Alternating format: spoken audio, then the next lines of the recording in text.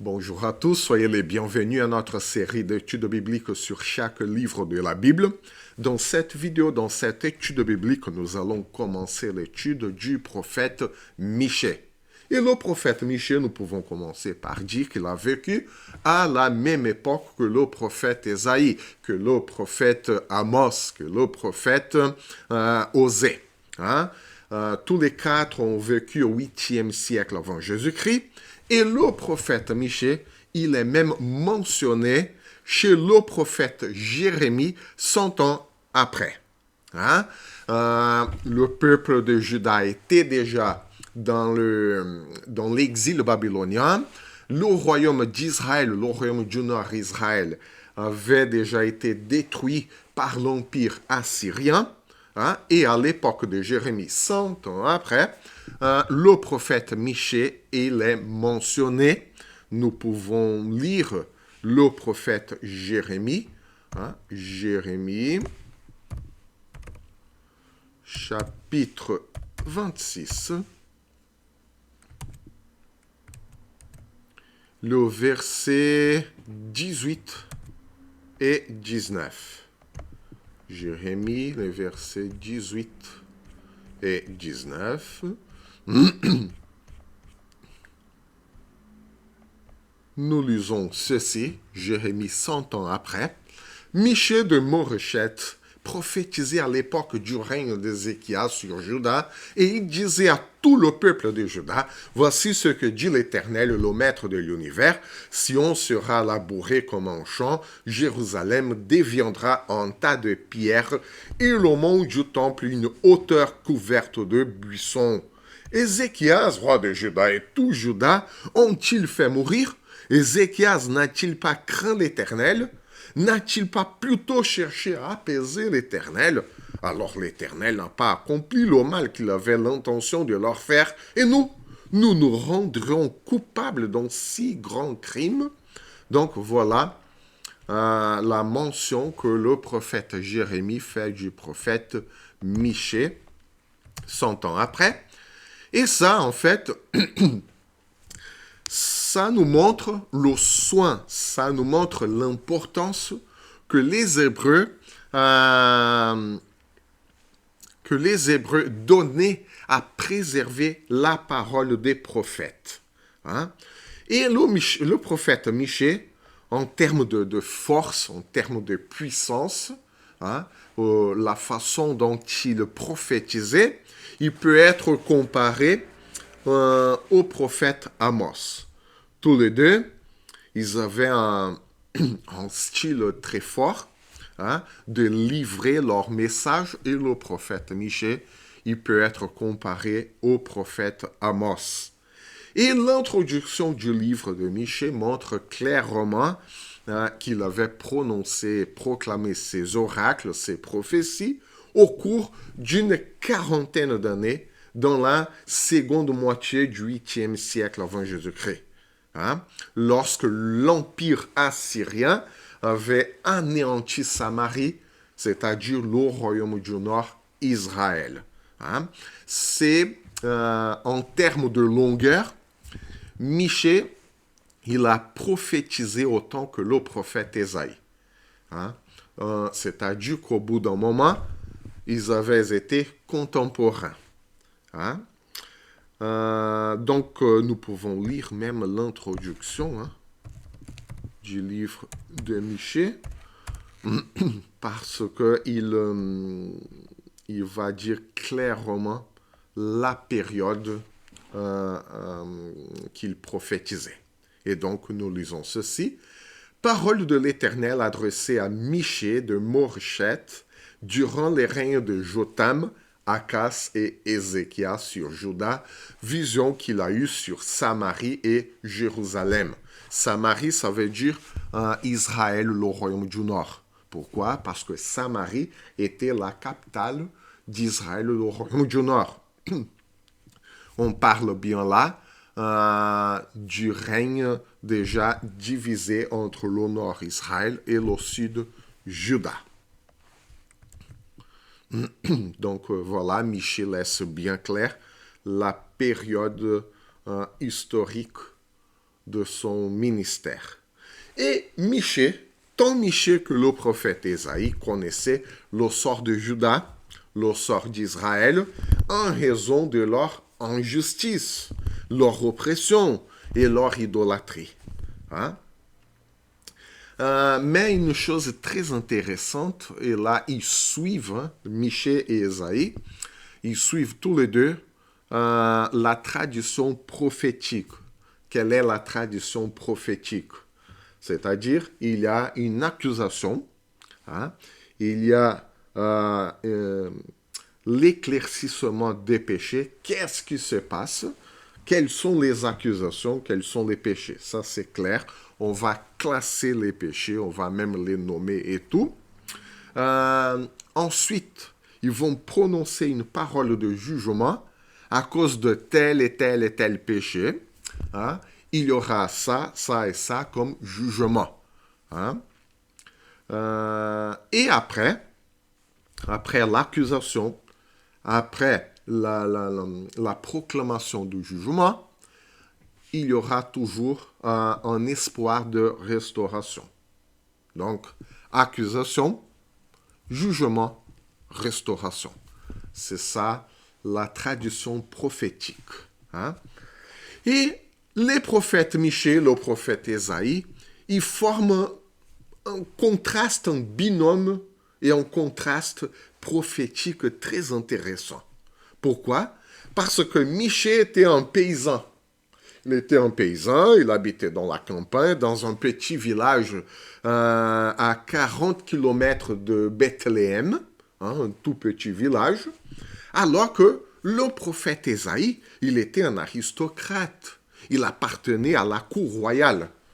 Et malgré leurs différences sociales, Michée paysan et Ésaïe aristocrate, tous les deux, ils ont défendu l'alliance. Ils ont défendu la relation du peuple avec Dieu. Hein? Et ils ont aussi abordé, ils ont traité de la foi historique du peuple d'Israël, c'est-à-dire la foi n'est pas simplement une croyance religieuse, mais la foi, elle est historique. Pourquoi? Parce que la foi doit se vivre au quotidien. La foi doit être vécue, doit être incarnée au quotidien du peuple. La foi, elle n'est pas restreinte à une ambiance religieuse dans le temple.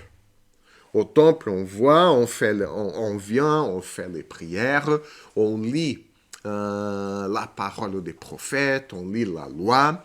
Mais si cette foi n'est pas vécue au jour le jour, au quotidien, entre le peuple, le respect mutuel, l'amour du prochain, ça ne sert à rien. Et là, on tombe dans l'idolâtrie, c'est-à-dire la manipulation de Dieu. Mais le but lui-même de la foi n'est pas la relation avec Dieu, mais tout simplement obtenir des faveurs de Dieu, comme les autres peuples. Donc, c'est pour ça qu'on dit la foi historique du peuple. C'est une foi qui est traduite au jour le jour, au quotidien du peuple, qui n'est pas restreint aux rites religieux. OK?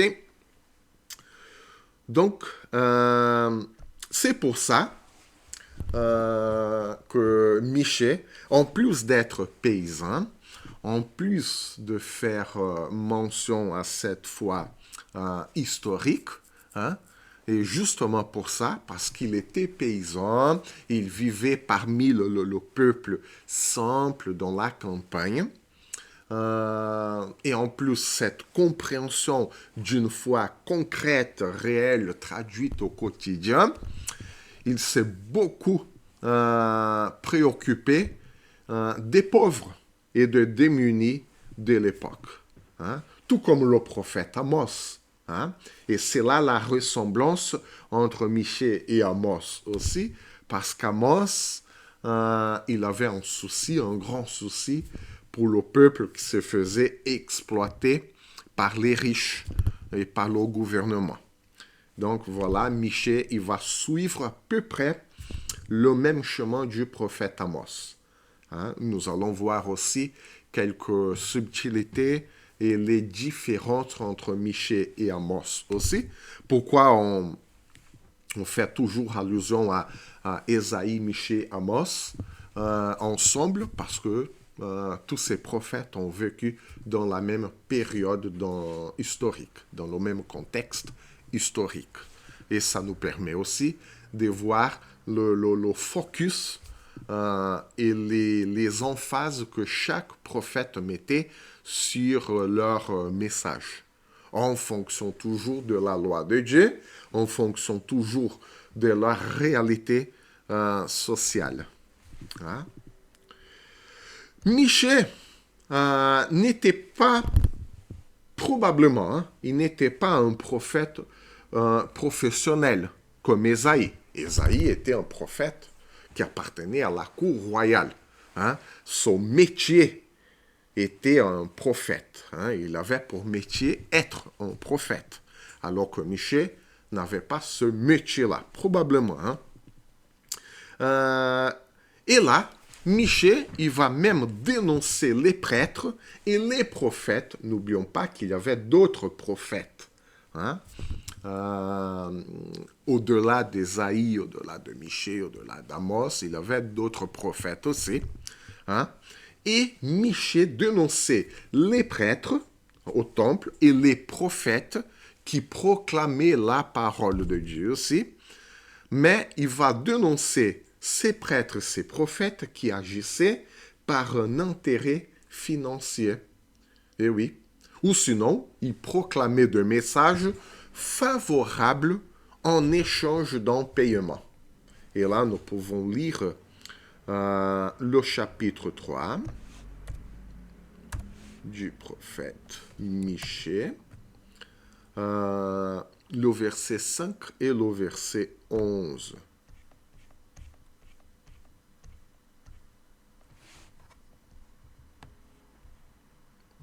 Voici ce que dit l'Éternel à propos des prophètes qui égarent mon peuple, qui annoncent la paix si leurs dents trouvent quelque chose à mordre, et qui proclament la guerre si l'on ne met rien dans leur bouche. C'est-à-dire que si on leur donnait de l'argent, de la nourriture, ils annonçaient la paix. Par contre, si on leur donnait rien à manger, rien à boire, ils annonçaient la guerre. Donc voilà leur intérêt de prophète. Et au verset 11, nous lisons ceci. Voilà. Et au verset 11, ces chefs jugent pour des cadeaux, ces prêtres enseignent pour un salaire, ces prophètes prédisent l'avenir pour de l'argent, et ils osent s'appuyer sur l'Éternel en disant « L'Éternel n'est-il pas au milieu de nous? Le malheur ne nous attendra pas. » Donc voilà, leur seul intérêt, le seul intérêt de ces prophètes était l'argent. C'était pas l'instruction du peuple, c'était pas la croissance du peuple dans la relation avec Dieu. Et là, ils annonçaient tout ça au nom de Dieu quand même, comme une sorte aussi de talisman magique, une baguette magique. Si le Seigneur est au milieu de nous, le malheur ne nous atteindra pas. Donc, ce n'est pas la relation personnelle et intime avec Dieu, ce n'est pas la croissance spirituelle, ce n'est pas la connaissance de la parole de Dieu, mais le seul intérêt de tous ces prêtres, c'était l'argent. Et si on ne leur donnait pas de l'argent, donc ils prophétisaient, ils annonçaient le malheur aussi. Mais puisqu'ils étaient payés, ils étaient aussi nourris, tout comme les prophètes, voilà, le malheur ne nous atteindra pas. Donc, c'est presque de la sorcellerie. On se servait du nom de Dieu pour faire de la sorcellerie. Donc voilà la réalité religieuse du peuple à cette époque-là. Et en plus, on peut même lire le verset 8. Hein? On a lu le verset 5, le verset 11.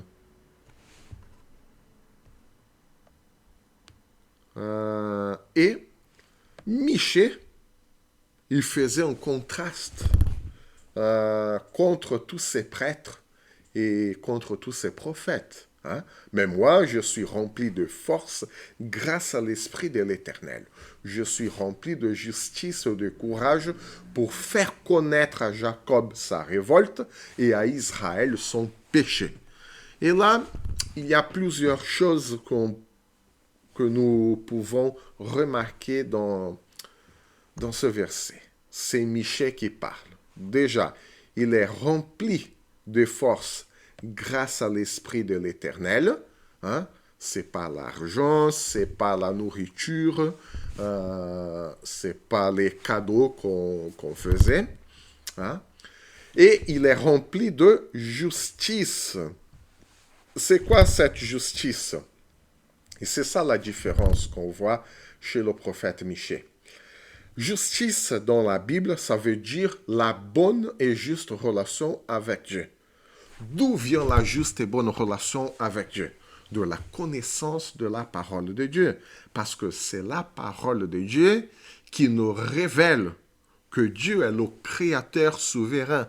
C'est la parole de Dieu qui révèle que nous sommes pécheurs. C'est la parole de Dieu qui révèle que nous sommes éloignés volontairement de la relation avec Dieu, de la volonté de Dieu pour nous. Et c'est la parole de Dieu qui nous annonce comment rester dans cette relation avec Dieu. Comment faut-il rester dans la bonne, juste relation avec Dieu?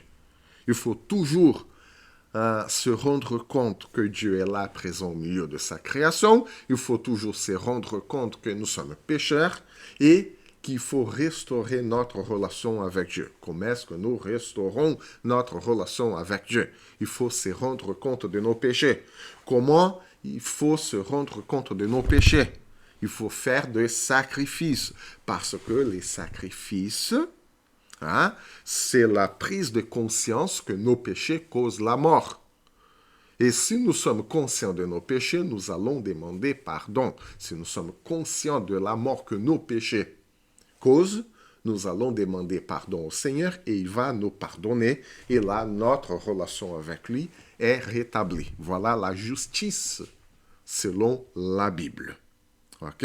C'est pas notre conception de justice, c'est la conception de justice biblique. Hein? Ça ne veut pas dire être sans péché, ça ne veut pas dire ne plus jamais pécher, ça veut dire tout simplement être conscient de notre éloignement de Dieu, être conscient de nos péchés, lui demander pardon et il nous restaure.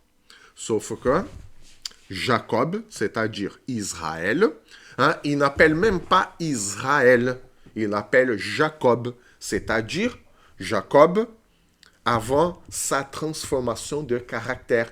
Parce que Jacob a eu son nom changé après sa transformation de caractère. Il passe de Jacob à Israël grâce à cette transformation de caractère. Cela veut dire que Michée, là, il mentionne Jacob, ça veut dire qu'il s'adresse à un peuple qui n'avait pas changé de caractère. Donc, il fait connaître à Jacob, pas de changement de caractère, sa révolte.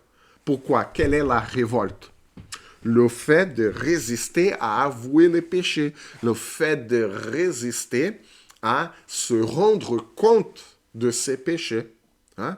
Et à Israël son péché, voilà. Ici, il revient à Israël, hein? C'est-à-dire il faut avoir un changement de caractère. Hein?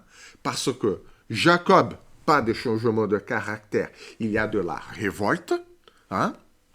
On résiste, et à Israël, c'est-à-dire le changement de caractère, son péché. Hein? lorsque nous avons notre caractère transformé, nous avons nos péchés. Hein? Nous nommons nos péchés et nous voulons abandonner nos péchés. C'est pour ça qu'il y a ce jeu de mots entre Jacob et révolte, Israël et péché. OK? Donc, voilà un peu le style de prédication de Michée. Et son contraste avec les autres prophètes et les autres prêtres aussi. Hein? Parce qu'ils ne prêchaient pas ça. Hein? Ils prêchaient ce que le peuple voulait entendre, hein, en échange de l'argent et de nourriture. Tout ce personne-là n'enseignait pas, ne prêchait pas. Hein?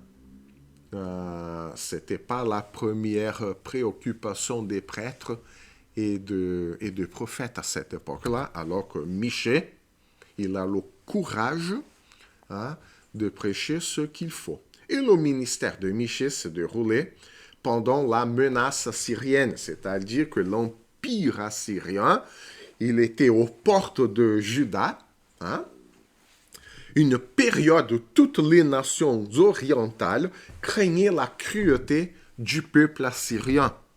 Hein? Et là, on peut même revenir un peu à notre étude biblique sur le livre de Jonas. Hein? C'est pour ça d'ailleurs que Jonas a refusé d'aller à Ninive, la capitale de l'Empire assyrien, parce que tout le peuple à cette époque-là, Jonas vient un peu avant, hein, quelques années avant Ésaïe, Michée, Amos. Pourquoi? Parce que toute cette région-là, tout le peuple de l'Orient craignait la cruauté des Assyriens, parce que les Assyriens, ils étaient célèbres pour le traitement cruel et même inhumain qu'ils infligeaient à leurs prisonniers. Hein? Ils écorchaient les personnes vives, ils empalaient les personnes, donc ils mettaient des anneaux dans leur nez pour le traîner comme ça par le nez. Ils le faisaient même marcher à genoux. Hein? Donc voilà la cruauté assyrienne. Et dans le livre de Jonas, nous voyons quoi? Que Dieu avait de la compassion même pour ce peuple-là, le peuple assyrien. Donc bon, c'est vrai que ça n'a pas duré. Et quelques années, quelques siècles même après, l'Empire assyrien a été détruit. Hein? Donc, l'Assyrie, l'Empire assyrien, à plusieurs reprises, il va assiéger et il va envahir Juda. Il n'arrive pas à prendre possession, à s'emparer de la ville de Jérusalem, mais l'Empire assyrien a pu quand même prendre possession de quelques territoires en Juda. Il était vraiment aux portes de la ville de Jérusalem. Hein? Et ça va servir même de contexte à plusieurs prophéties, notamment chez le prophète Ésaïe. Le prophète Ésaïe, nous avons déjà vu, il va prophétiser même la délivrance de Jérusalem contre l'Empire assyrien. Et Michée, il est là aussi dans ce contexte historique. Hein? Donc, le siège le plus célèbre, hein, a eu lieu sous le règne de Sennacherib. C'est le roi de l'Empire assyrien à l'époque. Il va atteindre la ville de Jérusalem, la capitale du royaume du Sud, et Osée, hein, voilà un autre prophète qui a vécu à cette époque-là, Osée a même pu être témoin de la destruction et de la captivité que l'Empire assyrien a imposée au royaume du Nord, Israël. C'est-à-dire que l'Empire assyrien, il vient du Nord, il s'empare et détruit le royaume du Nord, Israël, ou Samarie, c'est le même nom, ou même Éphraïm, c'est le nom poétique du royaume du Nord, Israël. Hein? Osée va être témoin de cette destruction et l'Empire assyrien continue de venir vers le sud. Il va s'emparer de quelques territoires en Juda. Il arrive aux portes de Jérusalem, mais il n'arrive pas à conquérir la ville de Jérusalem. Et Dieu délivre cette ville selon la prophétie d'Ésaïe. Donc, Michée est au milieu de ce contexte-là. Hein? Ils ont tous vécu à peu près la même chose. Et tous ces éléments, ensemble, ont produit un environnement d'instabilité politique, sociale, hein? Et même économique après, malgré la campagne militaire du roi Osias. Hein? Certaines traductions vont dire le roi Azaria, hein? Ça dépend. Pourquoi? Parce que le roi Osias, dans la première moitié du 8e siècle avant Jésus-Christ, il a apporté, hein, il a promu une prospérité économique. Sauf que cette prospérité économique n'a bénéficié que quelques privilégiés. Bon, toujours le gouvernement, bien évidemment, et une classe économique privilégiée. Parce que la plupart du peuple continue à être maltraité, abandonné, affligé. Et ce progrès économique, il a généré une classe de marchands prospères en Israël et en Juda, et ça a créé de nouvelles couches sociales. Hein? Quelques privilégiés, le gouvernement toujours bien et tout, mais la plupart du peuple abandonné, exploité même. Et le petit propriétaire foncier, qu'il avait une demi-poignée là de brebis en troupeau, il se faisait exploiter et ils sont devenus très dépendants de tous ces riches marchands et du gouvernement aussi, qui bénéficient désormais du soutien du roi.